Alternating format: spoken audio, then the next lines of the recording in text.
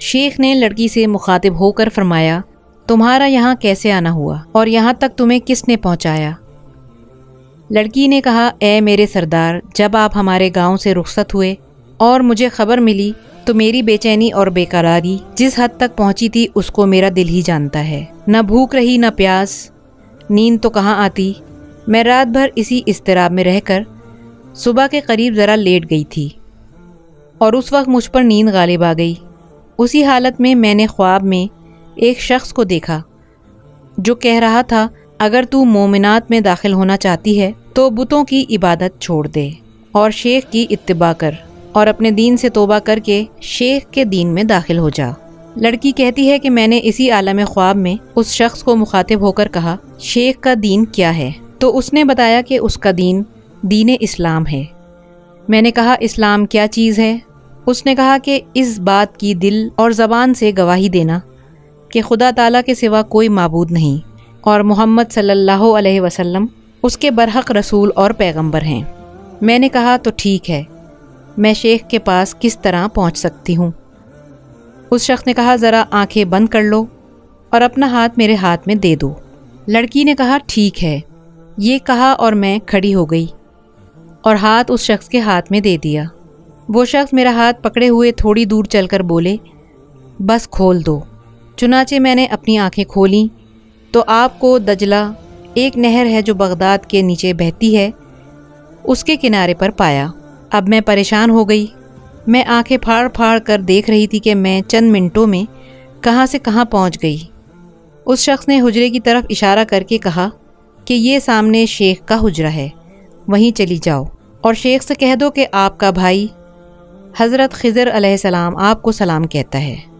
میں اس شخص کے اشارے کے موافق یہاں پہنچ گئی اور اب آپ کی خدمت کے لیے حاضر ہوں، مجھے مسلمان کر لیجئے۔ شیخ ابو عبداللہ اندلسی نے اس لڑکی کو مسلمان کر کے اپنے پڑوس کے ایک حجرے میں ٹھہرا لیا کہ یہاں عبادت کرتی رہو۔ لڑکی عبادت میں مشغول ہو گئی اور زہد و عبادت میں اپنے شریک کثیر لوگوں سے سبقت لے گئی۔ دن بھر روزہ رکھتی اور رات بھر اپنے مالک و خالق بے نیاز کے سامنے ہاتھ باندھے کھڑی رہتی۔ محنت سے بدن ڈھل گیا، ہڈی اور چمڑے کے سوا کچھ نظر نہیں آتا تھا۔ آخر اسی میں مریض ہو گئی اور مرض اتنا بڑھ گیا کہ موت کا نقشہ آنکھوں کے سامنے آنے لگا اور اب اس کا سفر آخرت آن پہنچا۔ اس کے دل میں اس کے سوا کوئی حسرت باقی نہیں رہی کہ ایک مرتبہ شیخ کی زیارت سے اپنی آنکھیں ٹھنڈی کر لی جائیں، کیونکہ جس وقت سے اس حجرے میں مقیم ہوئی تھی اسی وقت سے نہ شیخ نے اس کو دیکھا اور نہ ہی شیخ کی زیارت ہو سکی، جس سے آپ چند گھڑی کے مہمان کی حسرت و غم کا اندازہ کر سکتے ہیں۔ آخر شیخ کو بلوا بھیجا کہ موت سے پہلے ایک مرتبہ میرے پاس آ کر شیخ کی زیارت ہو جائے۔ شیخ یہ سن کر فوراً تشریف لائے، جہاں وہ لڑکی حسرت بھری نگاہوں سے شیخ کی زیارت کے لیے ترس رہی تھی، مگر آنسوؤں میں ڈوبی ہوئی آنکھیں اسے ایک نظر بھی دیکھنے کی مہلت نہیں دیتیں۔ لیکن اس لڑکی کی زبان بے زبان یہ کہہ رہی تھی کہ دم آخر ہے ظالم، دیکھ لینے دے نظر بھر کر، صدا پھر دیدہ تر کرتے رہنا اشک افشانی۔ آخر شیخ صاحب آئے تو لڑکی نے لڑکھڑاتی ہوئی زبان اور بیٹھی ہوئی آواز سے اتنا لفظ کہا، السلام علیکم ورحمۃ اللہ وبرکاتہ۔ شیخ نے شفقت آمیز آواز سے سلام کا جواب دینے کے بعد فرمایا، تم گھبراؤ نہیں، انشاءاللہ عنقریب ہماری ملاقات جنت میں ہونے والی ہے۔ لڑکی شیخ کے ناصحانہ کلمات سے متاثر ہو کر خاموش ہو گئی، اور اب یہ خاموشی اور مہر سکوت صبح قیامت سے پہلے نہ ٹوٹے گی۔ اس خاموشی پر کچھ دیر نہیں گزری تھی کہ مسافر آخرت نے اس دار فانی کو خیر بات کہا، انا للہ و انا الیہ راجعون۔ شیخ اس لڑکی کی وفات پر غمزدہ ہوئے، مگر شیخ کی حیات بھی دنیا میں چند روز سے زائد نہیں رہی۔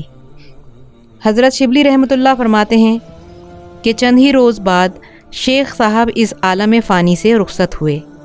کچھ دنوں کے بعد میں نے شیخ کو خواب میں دیکھا کہ جنت کے ایک پرفضا باغ میں مقیم ہیں اور 70 حوروں سے آپ کا نکاح ہوا ہے، جن میں پہلی وہ عورت ہے جس کے ساتھ دنیا میں نکاح ہوا، اور وہ عورت یہی تھی، اور اب وہ دونوں عبدالآباد جنت کی بیش قیمتی نعمتوں میں خوش و خرم ہیں۔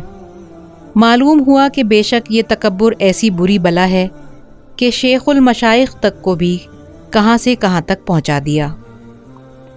اللہ تعالیٰ ہی محض اپنے فضل و کرم سے اس معصیت سے بچائے اور اس واقعے سے عبرت حاصل کرنے کی توفیق عطا فرمائے۔ آمین یا رب العالمین۔